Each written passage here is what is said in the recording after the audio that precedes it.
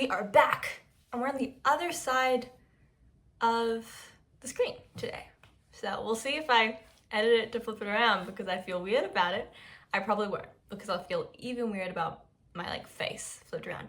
Anyway, so the last video, we actually optimized our lead to create a marketable drug. Now this drug is Zanamivir. It works super well, but we do have a massive problem in that it has to be administered as an inhaler.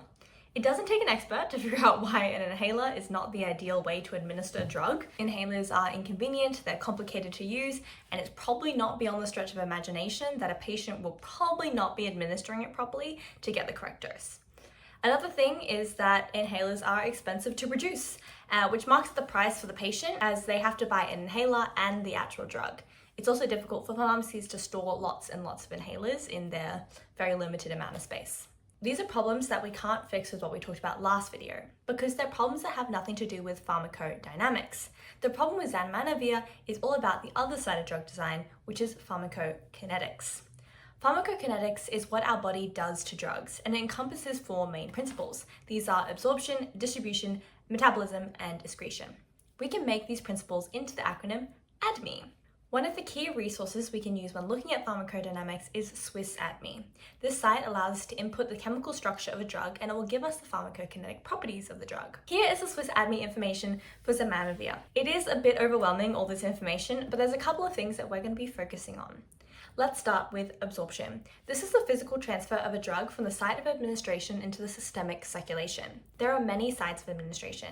The Zanamivir is currently administered through the lungs, but ideally we want our drugs to be administered orally. This is cheap, convenient, and painless, so it makes it a lot easier for our patients to take their drugs. Now, drugs that are administered orally have a pretty tricky journey into the systemic circulation. They have to be taken by the mouth, go into the stomach, which is extremely acidic, and then into the small intestine, where they are absorbed into the systemic circulation. The better absorbed a drug is, the more bioavailable it is. Bioavailability is a percentage of a dose that reaches the systemic circulation intact. So if we inject a drug right into our bloodstream, it's going to have a bioavailability of 100%. But when it comes to oral administration, it will never be 100%. There are a variety of reasons for this that we're going to be discussing later, like the first pass effect and poor drug permeation. But another reason can be poor drug liberation. Liberation is a process that happens before absorption even begins, and it's the extraction of the drug from the rest of the dose form. When we think about a tablet, it's not just drug powder. There's also excipient powder and other things that keeps it stable. And we need to disintegrate the powder tablet before we can absorb any drug. Once our drug is liberated and has gone into the small intestine, how is it transported into the systemic circulation? Well, this is all about drug permeation. There are a few ways that drugs can get through the cells, but mainly it is through passive diffusion. This can be transcellular or paracellular. Paracellular passive diffusion is when chemical passes between the cells, but drugs tend to be a bit too big for this. Instead, we tend to rely more on transcellular diffusion, when the drug goes through the cells and into the bloodstream. Fortunately, the small intestine is designed for this kind of transport, so there's not a lot of cells that our drugs have to travel through. But the drug's design still has to be very sophisticated, especially considering our drug must be able to go from the outside polar aqueous environment through a non-polar lipid membrane into an internal aqueous environment and then through another lipid membrane. And this tends to happen 3 or 4 times. For a chemical to be capable of this, they have to have good lipophilic and polar properties, since they have to be both water and lipid soluble. Let's start by having a look at lipophilicity. We measure lipophilicity with log P. We find log P with a very specific experiment. In this experiment, we have a beaker with 2 phases, the aqueous phase and the organic phase, which is usually made of 1 octanol. We put our chemical in the beaker and then measure how much of the drug is distributed to each phase. We only measure the unionized form of the drug, since the ionized drug is not soluble in the organic layer. We can use this equation to create the log P from the data produced in this experiment. If the log P we find is positive, it's going to be a lipophilic drug, since most of the drug was in the organic layer. And if the log P is negative, then it's a hydrophilic drug, because most of the drug was in the aqueous layer. If we want a drug that is going to be able to diffuse transcellularly, we're going to want a drug with a log P of negative 0.5 to 5, which is a lipophilic drug, but not excessively so. Now, obviously, it's not super practical for us to be running this experiment every single time we want to know the lipophilicity of a drug. So we have invented computer models that can predict the log P from the chemical structures of our drug. This is what SwissADME runs to provide the lipophilicity information for Zanamivir. we can see that there's a lot of different numbers going on.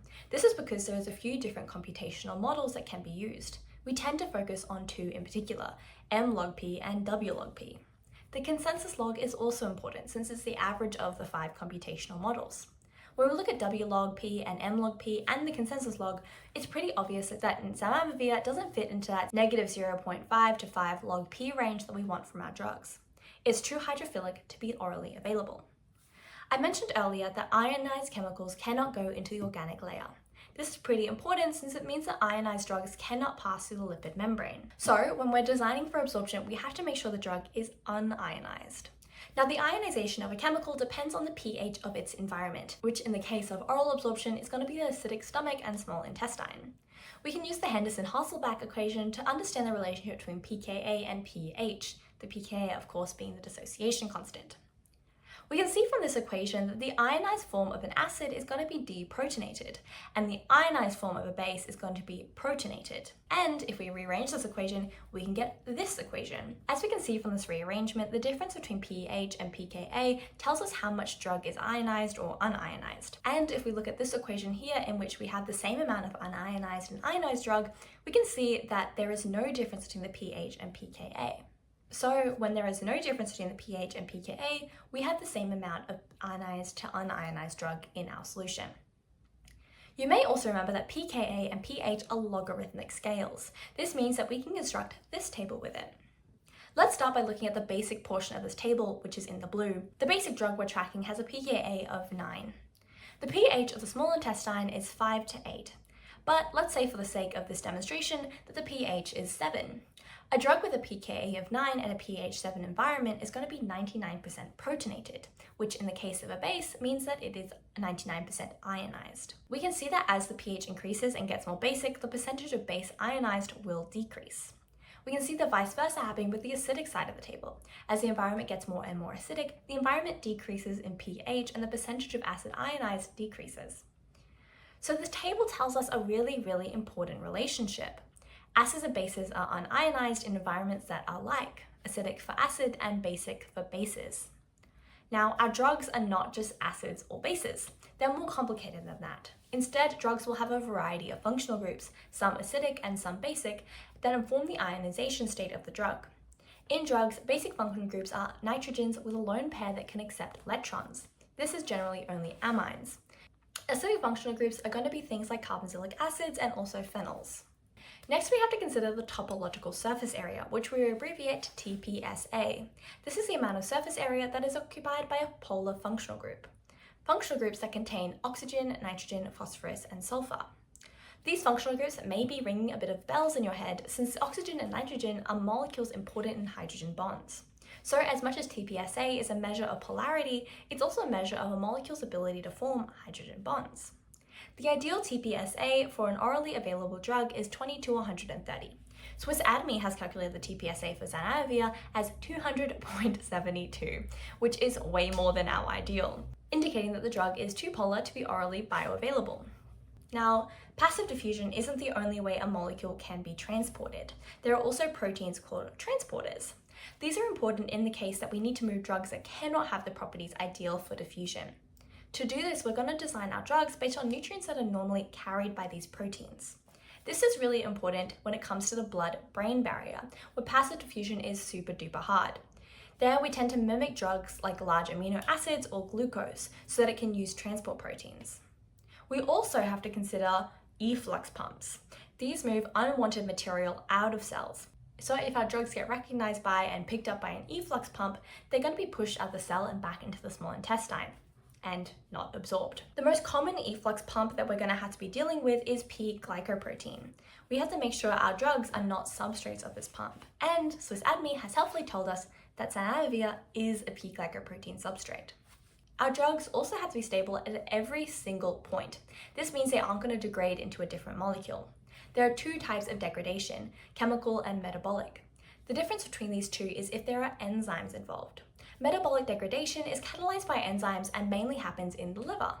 Chemical degradation involves processes like oxidation and hydrolysis and isomerization and doesn't involve enzymes.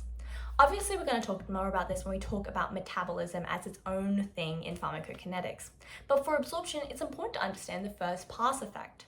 This is any degradation that happens before the drug reaches the systemic circulation. If a drug has a large first pass effect, it means bad absorption, and we may have to change the route of administration or even up the dosage.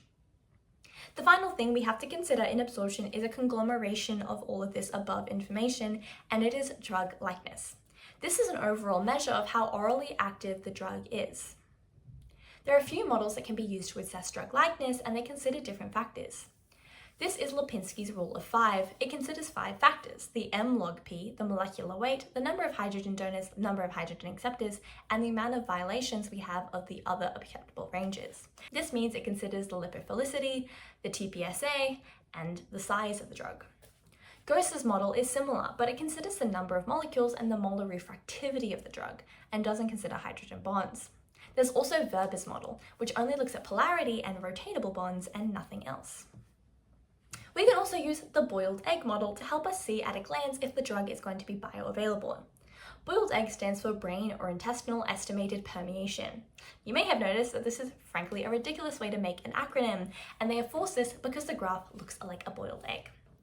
Now, when Swiss Army made the Zanamivir on the boiled egg, it comes up with this, which you may have noticed has no data points. This is because the pharmacokinetics are so bad that it cannot even be plotted on this model.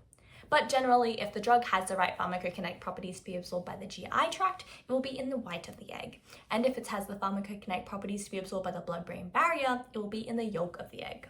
Now, this is all about oral absorption, and often we can find that a drug doesn't have good pharmacokinetics for oral absorption and look to other routes. Parenteral administration is all about injections. These tend to have faster biological responses and is definitely helpful when a patient is unconscious or vomiting because they can't take oral medications. We can inject directly into the bloodstream, skipping absorption processes altogether, but we also have a couple of other options. We can inject into the muscles or the skin. This still requires absorption, but the specific properties that are needed are quite different. The main difference is that the drug needs to be highly soluble because an injection has to be a liquid. A highly soluble drug is going to be super concentrated, so we don't have to inject as much liquid for a dose. But for a not very soluble drug, we might need to inject a lot to get the same dose into the patient. This isn't just a matter of convenience. Injecting a lot can lead to pain and irritation at the injection site, and it can lead to toxicity of co-solvent since more is necessary for the same amount of drug. The next thing we're looking at in terms of pharmacokinetics is the distribution. This is the transfer of drug from the systemic circulation into the tissues, and distribution is a reversible process. To understand distribution, we calculate the volume of distribution. This is the ratio of the dose of drug and the concentration measured in the plasma. The higher the volume of distribution, the greater the distribution. We calculate it with this equation, where A is the amount of drug in the body, aka the dose, and C is the concentration of drug in the systemic circulation. There are a few factors that are going to affect our distribution. The first is drug size. Our capillary membranes are quite porous, so drugs with a smaller molecular weight are going to readily enter the interstitial fluid, but bigger drugs like biologics are too big to do this and won't distribute as much. Another thing to consider is the affinity a drug has for the tissue. Remember, the distribution is a reversible process, so if the drug has a higher affinity for the systemic circulation than it does for the tissue, it's just going to go back into the systemic circulation. Basic drugs tend to have a higher affinity for tissue, where acidic drugs tend to have a higher affinity for blood plasma. This means that generally, basic drugs are going to have a larger volume of distribution than our acidic drugs. Distribution into the brain is a whole nother ballpark. The capillaries there are not as porous, and they have very tight junctions between cells. Our brain also has specialized enzymes and a lot of P glycoproteins to protect the brain. In many ways, this is a very good thing. It means that when we're designing drugs, we don't have to worry about dealing with side effects in the central nervous system. But it also means it's harder to do drug design if we're going to be targeting the central nervous system. The next part of pharmacodynamics is metabolism. The end goal of most metabolic processes is to get the drug out of your body. They do this by making the drug more water-soluble so they can be excreted through the urine. This is mostly going to be happening in the liver. Even though there are a large range of chemicals that pass through the liver, we only have around 50 different types of enzymes in there. So hepatic enzymes have to be non-specific and able to target many different ligands. There are two types of metabolic reactions. Phase-run reactions can also be called functionalization reactions. These reactions add new polar functional groups to chemicals. The The most common one we're going to see is oxidation when we add an alcohol group, but we also see hydrolysis reactions. These are called phase 1 reactions because they tend to increase the reactivity for phase 2 reactions. These can also be called conjugation reactions. These attach a polar molecule onto a functional group that is already on the drug, sometimes the functional group added by phase 1 reactions. This increases hydrophilicity and decreases toxicity. These are different from phase 1 reactions because the additions are a lot larger and complex than the reactions in phase 1, which are simple functional groups. Phase 2 reactions add whole molecules. This moves us on to our final step, and that is excretion. Most drugs are excreted through the kidneys in urine. In the kidneys, hydrophilic drugs are excreted, but hydrophobic drugs are reabsorbed back into the body. The kidneys are made of millions of little filtration units that we call nephrons. At the beginning of the nephron, we have a highly pressurized environment that pushes plasma and drugs into the nephron. This is physical filtration, since big molecules like proteins can't pass through. But everything else can, irregardless of polarity and lipophilicity. The plasma then goes through a tubule. This is surrounded by blood vessels and reabsorbs water through water-selective pores. This concentrates the chemicals in the tubule and creates a concentration gradient. Chemicals that are nonpolar and hydrophobic diffuse out. What we are left with goes into the urine, and that's going to be small polar hydrophilic molecules. Now, not all drugs can become urine, and so there are a couple of other ways that we can get drugs out of us. They can go through the feces, but they can also be excreted through breath, sweat, and saliva. Importantly, they can also be excreted through breast milk, so breastfeeding women have to be careful about what drugs they are taking so their baby doesn't get high on it as well. Now that we understand the 4 parts of pharmacokinetics and that Zanamivir is terrible, we need to optimize it. There are a few ways we can do this. We can mask the ionizable and polar groups with alkyl or alkyl groups. We can do this by making them esters, since they are bioreversible. We can also do the opposite and add a polar or ionizable group, or we can even remove them. Now we do also have to be on the lookout for problematic, easily metabolized groups, things like esters and electron-rich groups. These can be protected by steric shields or metabolic blockers. Metabolic blockers protect functional groups that are vulnerable to phase 1 oxidation by replacing the hydrogen atom. We have optimized our drug to form oseltamivir. This drug has 80% bioavailability, which is a lot better than 3.7% we were seeing with the Zanamivir. But this drug actually doesn't have the right pharmacodynamic properties, the things that make the drug actually work. Fortunately, we had this in mind when we created this drug because this isn't actually the drug that's going to be going to the virus. This is a prodrug, a precursor that has to be metabolized first into an active form to act on the virus. So there we have it. That is our marketable drug.